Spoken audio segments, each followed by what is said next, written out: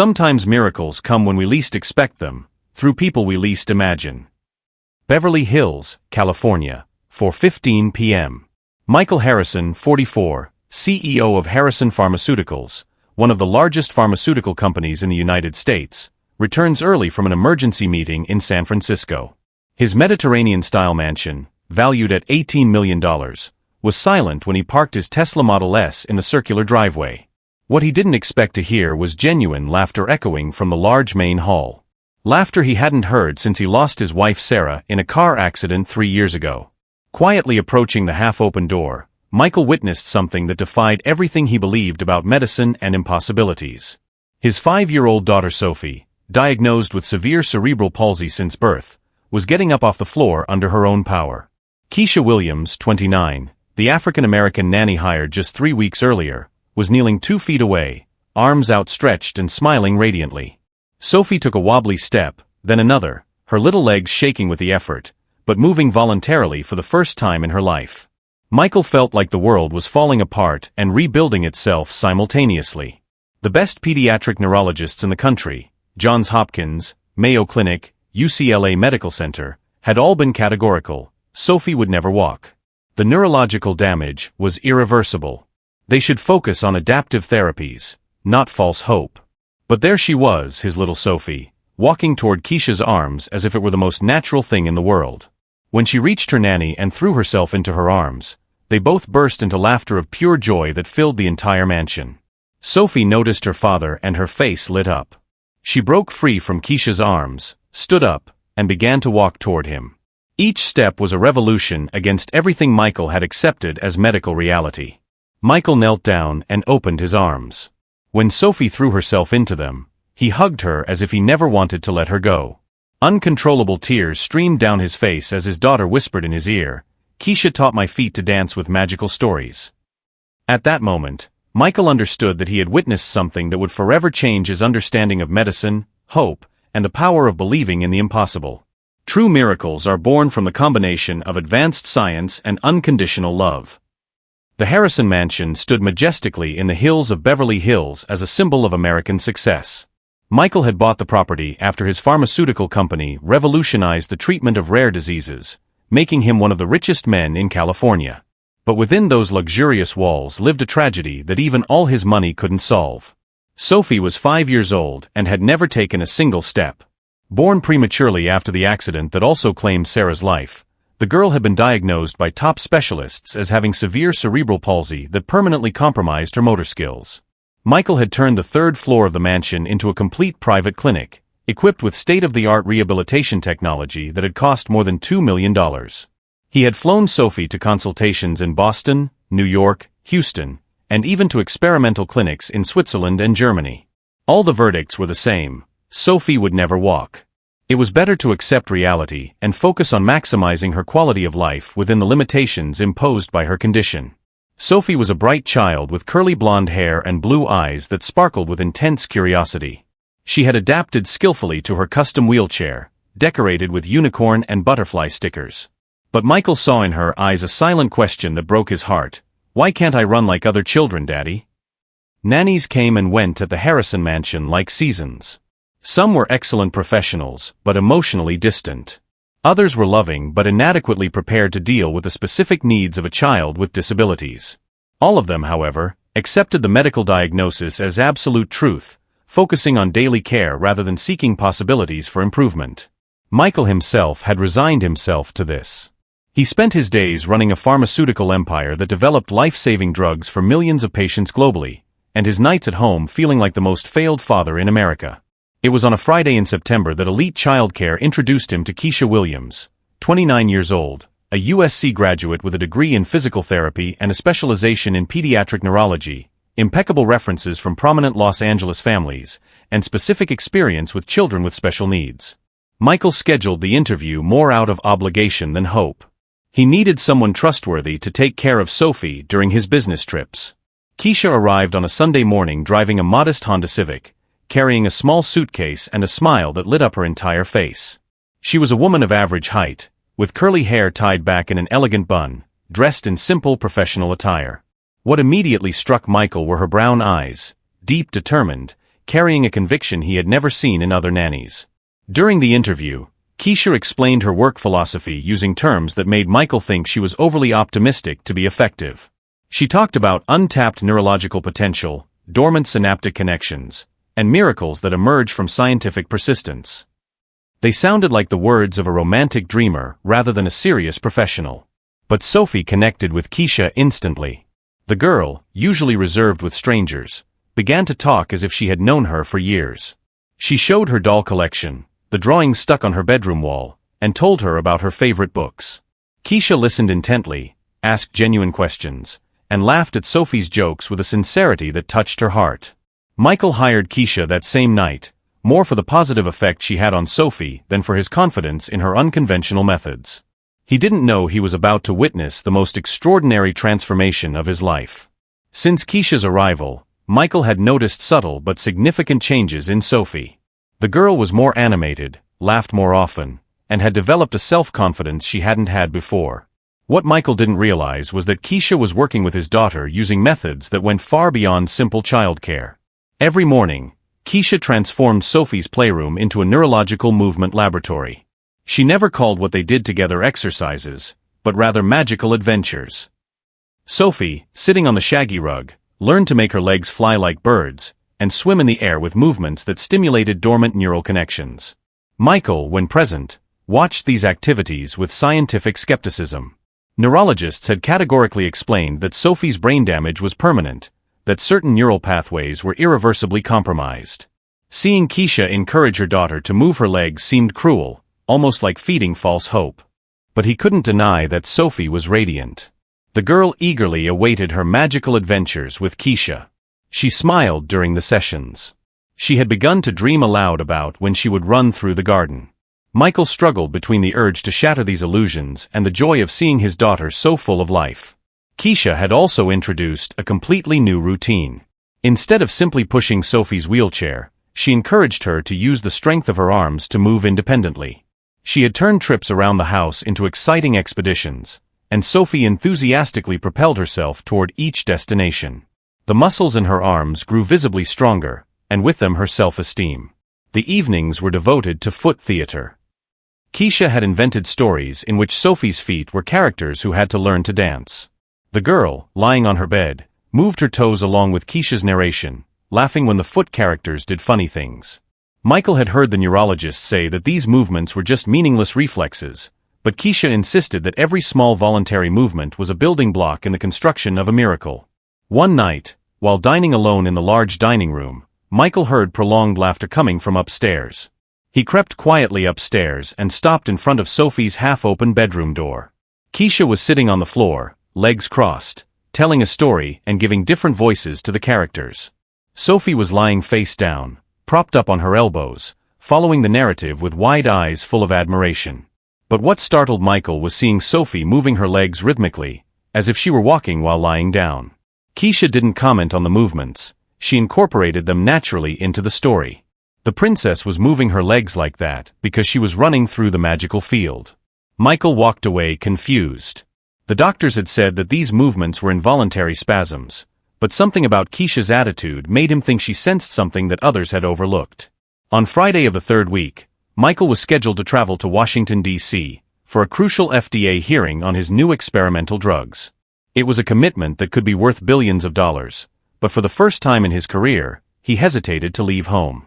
He couldn't put his finger on it, but he had a feeling he was about to miss something important. The FDA hearing was spectacular. The commission approved 4 of his new drugs for the treatment of rare diseases, guaranteeing his company huge profits and, more importantly, the possibility of helping tens of thousands of patients in the United States. It should have been the most important day of his business career. However, all he wanted was to go home. The flight landed at LAX 2 hours early.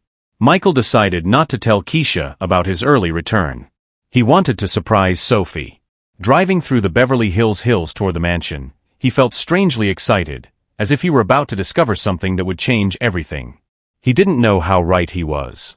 Behind every miracle there is a story of sacrifice, science, and courage. It was 4:15 p.m. when Michael quietly opened the front door of his mansion.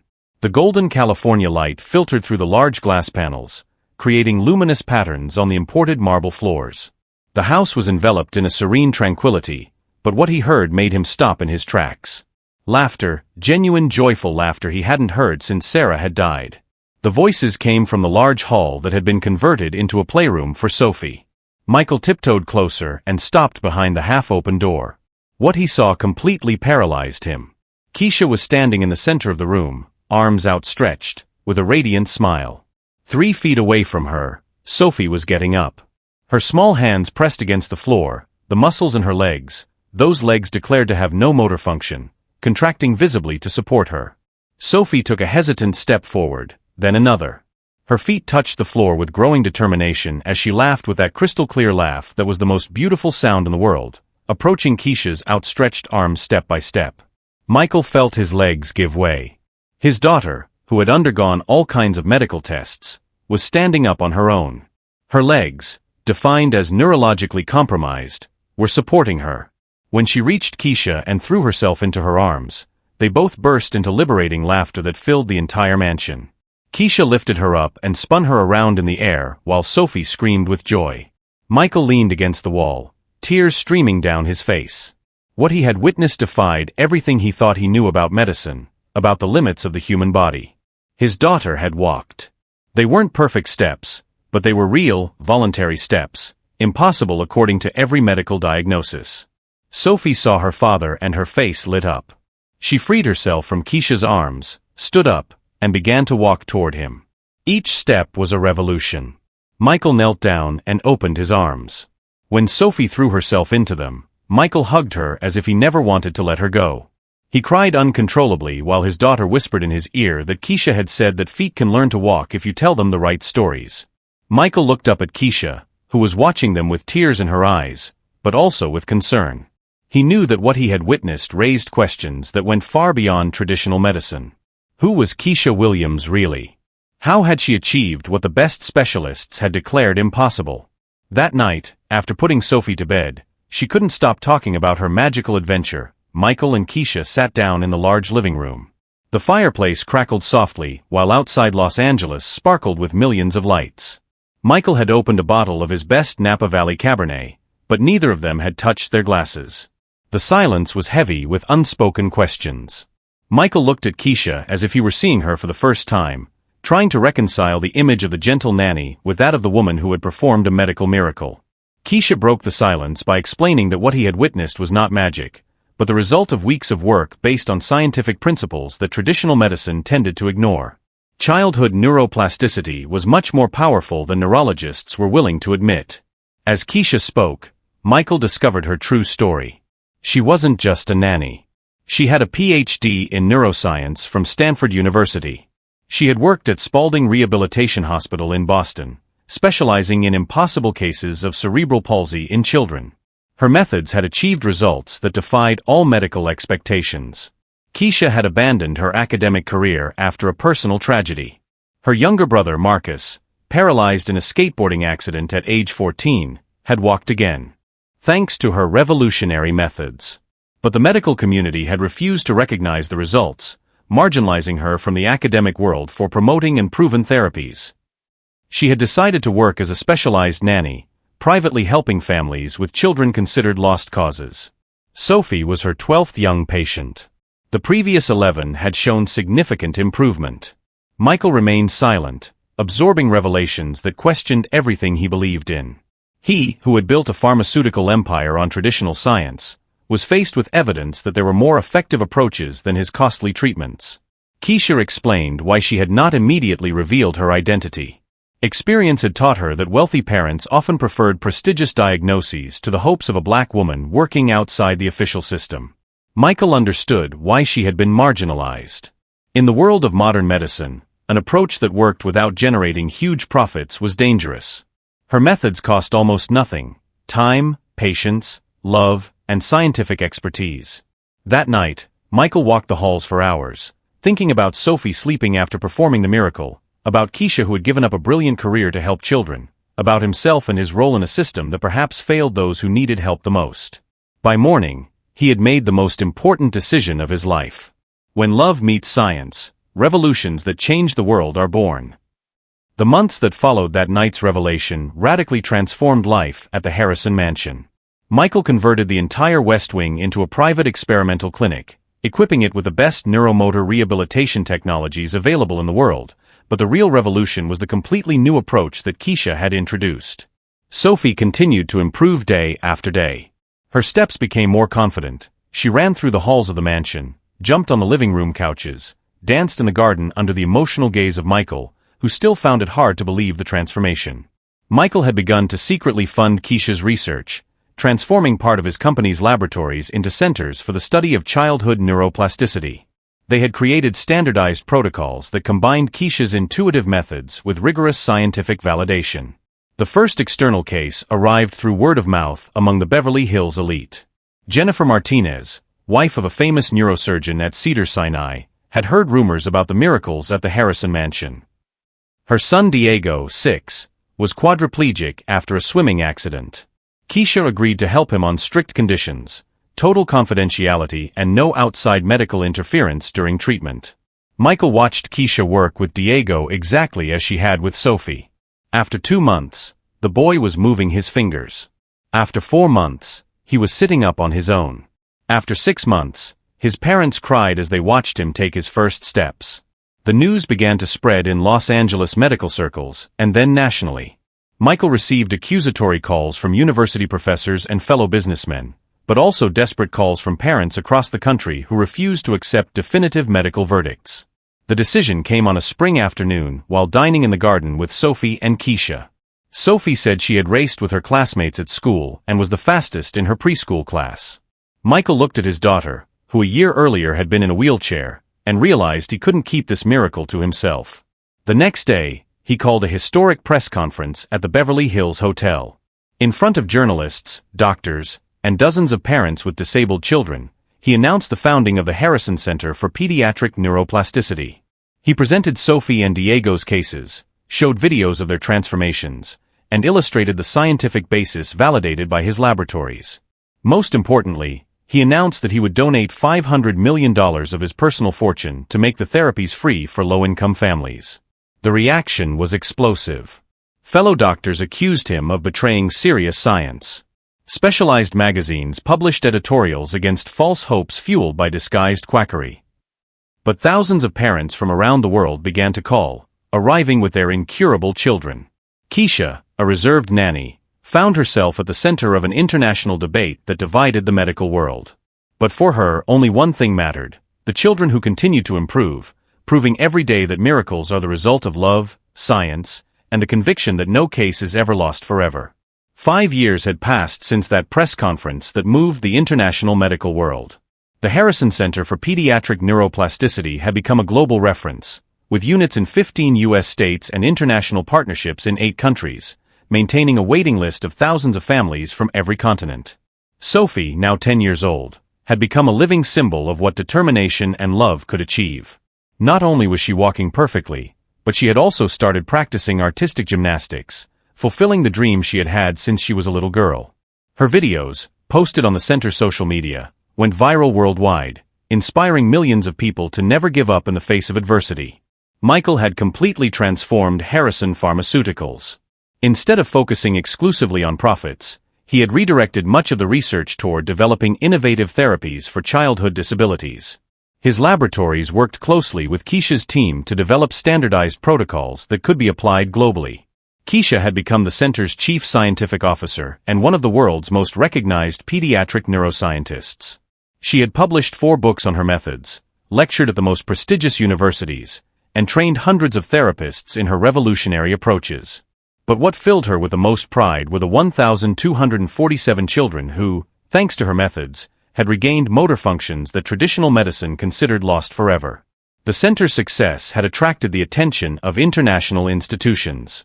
The World Health Organization had commissioned a study on Keisha's methods, and the results were so convincing that the WHO recommended the integration of her techniques into standard pediatric rehabilitation protocols worldwide. But the real revolution was cultural. The Harrison Center had demonstrated that an approach based on love, patience, and the belief that every child deserved a chance could achieve better results than expensive and impersonal therapies. Thousands of therapists around the world had begun to apply Keisha's principles, transforming the way society viewed childhood disabilities. Michael and Keisha had also found love. 2 years earlier, they had married in an intimate ceremony in the garden of the Harrison mansion, with Sophie as maid of honor. Their marriage had grown naturally out of a shared mission, mutual respect, and the awareness that they had witnessed a miracle that had changed their lives forever. They had a son, James, who was now 8 months old and whom Sophie adored like a precious little brother. Seeing Sophie play with James, run after him when he started, crawling, carry him when he cried, was daily proof to Michael that miracles really do exist and sometimes come through the people we least expect. One summer afternoon, while the family was having dinner on the terrace of the Harrison mansion, overlooking the Beverly Hills hills tinged pink by the sunset, Sophie asked a question that made everyone smile, if they remembered when she couldn't walk. Keisha took Sophie's hand and explained that it wasn't important to remember when she couldn't walk, but to celebrate everything she had learned to do since then. Michael, lifting James who was laughing happily, added that every child has the ability to perform miracles. They just need someone who believes in them enough to help them discover that ability. That night, as they put the children to bed and sat in their favorite room to gaze at the stars through the large glass panel, Michael and Keisha knew they had created something that went far beyond their family. They had proven to the world that true love is not just what you feel, but what you do to change the lives of others. The girl who would never walk now ran free through the world, carrying with her the message that no dream is too big when you have the courage to believe in miracles and the determination to make them come true. The Harrison Center continued to grow, helping more and more children, training more and more therapists, transforming more and more lives. But for Michael, Keisha, and Sophie, the greatest miracle was still everyday life, waking up every morning knowing that love can truly move mountains, and that sometimes those mountains are called impossible.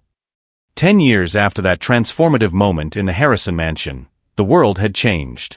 What began as an intimate miracle in a Beverly Hills family had become a global movement that redefined the limits of what was possible in pediatric medicine.